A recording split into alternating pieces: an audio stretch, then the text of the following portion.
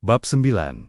Dua orang yang memulai di jalan yang sama, secara bertahap menjadi jauh. Matahari terbenam terlihat merah merona di sebelah timur. Langit masih cerah, tetapi semuanya tampak tertutup oleh warna abu-abu. Menghadap jendela, gunung-gunung di kejauhan secara bertahap menggambar ke arah warna hitam pekat. Cahaya di ruang tamu redup. Bibi dan Paman duduk tinggi di kursi mereka. Wajah mereka diselimuti bayangan. Ekspresi mereka sulit untuk dilihat saat dia melihat Fang Yuan membawa 2 botol anggur. Alis pamannya, Gu Yue Dongtu, berkerut. Dia membuka mulutnya dan berbicara dalam sekejap mata. Kamu berdua sekarang berusia 15 tahun.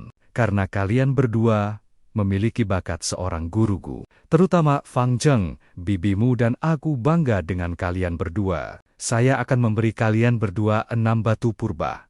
Ambil itu. Memurnikan Gu memakan banyak esensi purba. Jadi, kalian akan membutuhkan batu purba ini. Saat dia mengatakan ini, beberapa pelayan datang untuk memberikan Fang Yuan dan Fang Zheng masing-masing sebuah tas kecil. Fang Yuan mengambil tasnya diam-diam. Fang Zheng segera membuka tasnya dan melihat ke dalam untuk melihat 6 buah batu purba putih, oval berbentuk keabu-abuan. Seketika wajahnya bersinar dengan rasa terima kasih.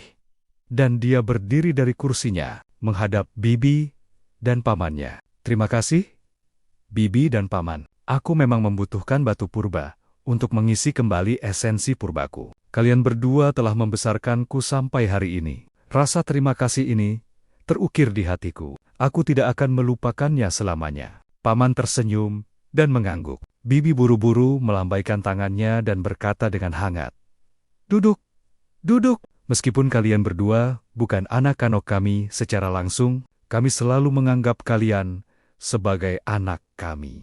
Kalian berdua dapat memperoleh masa depan yang cerah, dan kami bangga akan hal itu. Sayangnya, kami tidak memiliki anak sendiri, dan kadang-kadang kami berpikir bahwa jika Anda berdua benar-benar bisa menjadi anak-anak kami, itu akan menjadi yang terbaik." Kata-katanya membawa makna yang dalam. Fang Zheng tidak memahaminya, tetapi Fang Yuan sedikit mengernyit. Paman memotong dan berkata, "Saya telah membahas hal ini dengan bibimu. Kami berpikir untuk mengadopsi Anda berdua dan menjadi keluarga yang sesungguhnya." "Fang Zheng, aku ingin tahu, apakah kamu bersedia?" Fang Zheng terpana sesaat, tetapi ekspresi wajahnya dengan cepat menimbulkan senyum gembira, dan dia berkata, "Sejujurnya, sejak kedua orang tua saya meninggal, saya sangat menginginkan keluarga saya sendiri. Untuk bisa menjadi keluarga dengan bibi dan paman. Ini terlalu bagus untuk menjadi kenyataan." Ekspresi bibi mengendur, dan dia tertawa. "Kalau begitu, kau putra kami yang baik. Bukankah seharusnya kau berhenti memanggil kami bibi dan paman?" "Ayah, ibu," Fang Zheng dalam keadaan sadar mengubah pernyataannya. Bibi dan paman tertawa terbahak-bahak. "Sungguh, putra yang baik. Tidak menyia-nyiakan kami suami dan istri untuk membesarkanmu. Sejak kamu berusia 5 tahun, dan kami telah membesarkanmu selama 10 tahun penuh." Bibi menyeka air matanya. Paman menatap Fang Yuan yang diam dan berkata dengan lembut, "Fang Yuan, bagaimana denganmu?" Fang Yuan menggelengkan kepalanya tanpa mengucapkan sepatah kata pun. Kakak Gu Yue Fang Zheng hendak menasihatinya, tetapi paman, yang nadanya tidak berubah, menghentikannya. "Jika itu yang terjadi, Fang Yuan, keponakanku, kami tidak akan memaksamu. Karena Anda sudah berusia 15 tahun, Anda harus mulai mandiri. Dengan cara ini, Anda juga akan dengan mudah melanjutkan garis keturunan Fang Anda. Paman, di sini telah menyiapkan 200 batu purba untuk Anda sebagai dukungan keuangan." 200 batu purba. Mata Fang Zheng terbuka lebar. Dia belum pernah melihat begitu banyak batu purba dalam hidupnya. Dia tidak bisa menyembunyikan ekspresi cemburunya. Tapi Fang Yuan masih menggelengkan kepalanya. Fang Zheng bingung, sementara ekspresi paman sedikit berubah. Wajah bibi juga berubah keruh. "Bibi dan paman, jika tidak ada yang lain, maka keponakan Anda akan pergi." Fang Yuan tidak memberi mereka kesempatan untuk berbicara lagi. Setelah menyelesaikan kalimatnya, dia mengambil botol anggurnya dan segera meninggalkan aula. Fang Zheng bangkit dari kursinya dan berkata, Ayah, ibu, kakak, tidak berpikir jernih. Bagaimana kalau Anda membiarkan saya menasihatinya? Paman melambaikan tangannya, dan dengan sengaja menghela napas. Sayangnya masalah ini tidak bisa dipaksakan, karena kamu punya hati. Sebagai ayahmu, aku sudah sangat puas. Budak, rawat tuan muda, Fang Sheng, perlakukan dia dengan baik. Kalau begitu putramu akan pergi? Fang Zheng mundur, dan ruang tamu terdiam. Matahari terbenam di bawah gunung, dan ruang tamu menjadi lebih gelap. Beberapa saat dari kegelapan, suara dingin paman muncul. Sepertinya bocah ini, Fang Yuan, telah melihat rencana kita. Di antara peraturan klan Gu Yue, jelas dinyatakan bahwa putra tertua pada usia 16 tahun akan memiliki kualifikasi untuk mewarisi harta keluarga. Orang tua Fang Yuan telah meninggal dunia, meninggalkan kekayaan yang sedang dirawat oleh bibi dan paman. Warisan ini bukan sesuatu yang bisa dibandingkan dengan 200 batu esensi. Jika Fang Yuan juga setuju untuk diadopsi oleh bibi dan paman, maka dia akan kehilangan hak untuk mewarisi kekayaan ini. Jika Fang Yuan pada usia 15 tahun ini memutuskan untuk mandiri, ia juga tidak akan mematuhi peraturan klan. Untungnya, kita berhasil memenangkan Fang Zheng, dan Fang Yuan hanya memiliki bakat kelas C. Paman menghela napas, merasa gembira. Kalau begitu, suami, jika Fang Yuan memutuskan untuk mandiri pada usia 16 tahun, apa yang harus kita lakukan? Nada suara bibi histeris ketika dia memikirkan tentang warisan. Hayem Piha, karena dia bertindak tidak disiplin, maka dia tidak bisa menyalahkan kita. Selama kita menangkapnya, melakukan kesalahan besar sebelum dia meninggalkan kita dan mengeluarkannya dari keluarga kita, itu akan dihitung sebagai merampas haknya untuk mewarisi warisan. Paman menjelaskan dengan dingin. Tapi bocah itu sangat pintar. Bagaimana dia bisa membuat kesalahan? Tanya bibi. Bingung. Paman memutar matanya segera dan berbisik dengan marah. Kamu benar-benar bodoh. Jika dia tidak akan membuat kesalahan, tidak bisakah kita menjebaknya sebagai gantinya? Biarkan saja Shen Cui merayu Fang Yuan dan berteriak penyerangan. Kami akan menangkapnya di tempat. Mengarang cerita tentang dia bertindak liar saat dia mabuk. Tentunya, kita bisa mengusir Fang Yuan. Suamiku benar-benar punya cara.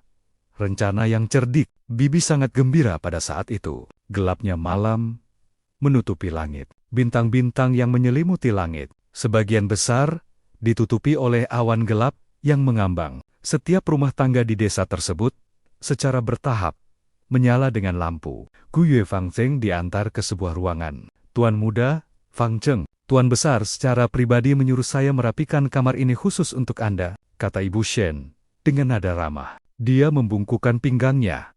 Wajahnya tersenyum tersanjung. Fang Zheng melihat sekeliling dengan lirikan matanya bersinar. Kamar ini setidaknya 2 kali lebih besar dari kamar sebelumnya. Bagian tengah ruangan itu adalah tempat tidur yang luas. Di sebelah jendela ada meja kayu rosewood dengan set tinta dan kertas yang halus. Dinding-dindingnya dihiasi dengan ornamen-ornamen indah. Dan di bawah kakinya, bukan lantai biasa, melainkan ditutupi dengan lapisan karpet buatan tangan yang lembut. Dari masa kecilnya sampai sekarang, Fang Zheng tidak pernah tinggal di ruangan seperti itu. Dia segera menganggukkan kepalanya terus-menerus dan berkata, "Ini sangat bagus, ini benar-benar tidak buruk. Terima kasih, Ibu Shen." Ibu Shen adalah orang bibi dan paman yang paling berharga. Dia bertanggung jawab atas semua budak di rumah dan adalah pembantu rumah tangga yang memenuhi reputasinya. Gadis Shen Cui yang melayani Fang Yuan adalah putrinya. Ibu Shen tertawa. Saya tidak pantas berterima kasih kepada Tuan Muda. Ini adalah tugas saya. Tuan Muda, jangan ragu untuk makan dengan baik dan tidur nyenyak. Apapun yang Anda inginkan, cukup goyangkan bel di samping tempat tidur Anda. Seseorang akan segera mendatangi Anda. Tuan Besar sudah menginstruksikan kami, jadi dalam beberapa hari ini, mohon fokus pada kultivasi. Tuan Muda, serahkan saja semua tugas lainnya kepada kami. Fang Zheng merasakan embusan rasa terima kasih di hatinya. Dia tidak mengatakan apa-apa, tetapi jauh di lubuk hatinya, dia memutuskan, Kali ini aku harus mendapatkan nomor 1 dan tidak membiarkan bibi dan paman kecewa. Awan gelap di langit semakin berat, dan malam semakin pekat.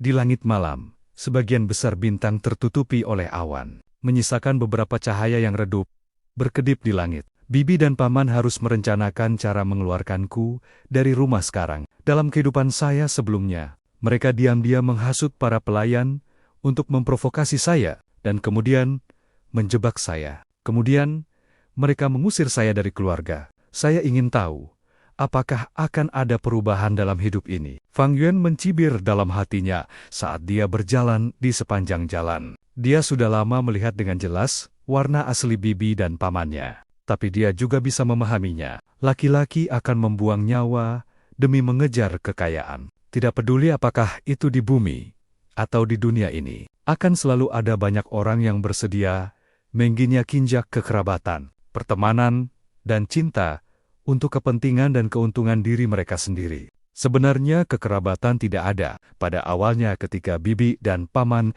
membawa masuk Fang Yuan dan Fang Zheng. Satu-satunya tujuan mereka adalah untuk mencari warisan, hanya agar kedua saudara itu berulang kali melakukan hal yang tidak terduga. Semua hal akan sulit sebelum mudah. Bagi saya, itulah yang terjadi. Pertama, saya tidak memiliki bakat luar biasa. Kedua, saya tidak memiliki perhatian seorang guru. Ini setara dengan membesarkan keluarga dari nol. Tetapi dengan warisan orang tua saya, ini bisa dikatakan sebagai keuntungan besar bagi saya. Dalam kehidupan saya sebelumnya, bibi dan paman mencuri warisan itu. Dan karena itu saya harus menghabiskan 2 tahun penuh untuk dapat berkultivasi ke tahap puncak. Peringkat 1. Dalam kehidupan ini, saya tidak mampu melakukan kesalahan yang sama. Fang Yuan merenung dalam benaknya saat dia berjalan. Alih-alih tinggal di rumah, ia memegang 2 botol anggur dan berjalan menuju pinggiran desa. Malam semakin dalam dan awan gelap mengaburkan cahaya bintang. Angin gunung berhembus, semakin kuat secara bertahap. Hujan gunung akan datang, tetapi dia masih harus mencari. Untuk mendapatkan warisan orang tuanya, dia harus menunggu sampai dia berusia 16 tahun. Dan harta karun biksu arak bunga adalah satu-satunya hal yang bisa dia dapatkan dalam jangka pendek. Tidak banyak orang di jalanan. Rumah-rumah di sepanjang jalan menunjukkan cahaya redup. Beberapa sampah kecil dan dedaunan terbawa angin melayang-layang. Pakaian tipis Fang Yuan tidak bisa menghentikan angin gunung, dan dia tidak bisa menahan dingin. Dia hanya membuka botol anggur, minum seteguk kecil anggur. Meskipun itu adalah anggur keruh, tetapi setelah menelannya, dia merasakan perasaan hangat yang muncul. Ini adalah pertama kalinya dia benar-benar minum anggur dalam beberapa hari ini. Semakin jauh dia berjalan keluar dari desa, semakin sedikit rame-rame di samping jalan, dan lampu menjadi semakin redup. Di depannya itu, bahkan lebih gelap. Angin berhembus kencang ke hutan gunung, ranting-ranting bergoyang di malam hari, membuat suara siulan yang terdengar seperti sekawanan binatang buas meraung. Langkah Fang Yuan tidak melambat. Dia berjalan keluar dari pintu masuk besar desa. Keluar ke kegelapan, langkahnya membawanya berjalan semakin jauh. Di belakangnya, terlihat cahaya terang dan cemerlang dari puluhan ribu rumah. Di lampu-lampu ini, ada sudut yang hangat. Sang adik, laki-laki, Fang Zheng, duduk di mejanya, meninjau catatan yang telah dia tulis saat di kelas. Lampu-lampu di rumah bersinar terang, dan dinding yang kokoh menghalangi angin dingin. Di samping tangannya, ada secangkir teh ginseng hangat. Terlihat uap mengepul dari cangkir. Tuan muda Fang Zheng, air hangat untuk mandi telah disiapkan untuk Anda. Di luar pintu, suara Shen Cui dengan lembut melayang. Hati Fang Zheng tersentak. Kalau begitu, bawa saja. Shen Cui berjalan ke ruangan dengan pinggangnya tertunduk. Ekspresinya senang. Hambamu menyapa tuan muda. Matanya mengirim pandangan asyik ke Fang Zheng.